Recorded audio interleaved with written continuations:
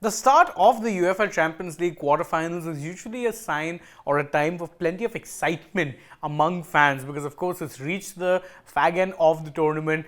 If your team is still in it, you're going to be even more invested. Even if they're not, obviously, there are plenty of big fixtures to look forward to. But this time around, the start of the quarterfinal has been, let's say, the talk has been blighted or hampered by something else.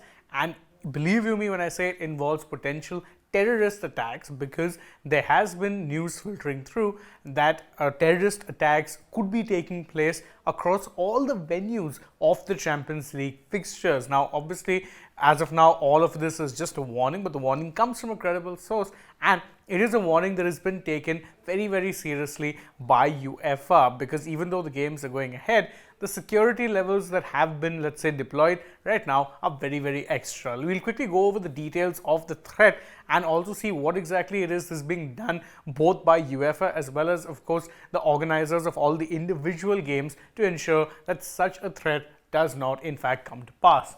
To start off with, you have to go back to this one pro-ISIS media channel that was targeting all of the UEFA Champions League games. In fact, the video that was put out by this particular channel made a call for terrorist attacks on all the 4 venues which will be hosting quarterfinal games. But as things stand, there's been no cancellations whatsoever.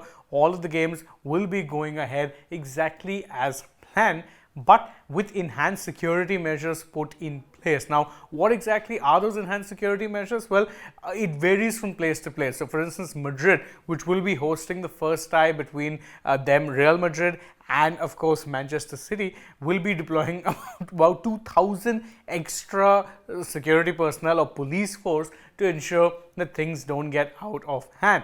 Individually, every single city where the games is taking place has also stepped up, not only putting out the number of policemen, but also security measures, checking. All of this is potentially in place to ensure that nothing whatsoever takes place that could disrupt the games. In fact, so disturbing was the particular threat that came through that even UEFA had to put out a statement there to assure fans that, listen, we're taking this seriously, but the games will go ahead as planned. In fact, one of the major takeaways from that statement was where they said that all matches are planned to go ahead as scheduled with appropriate security arrangements in place.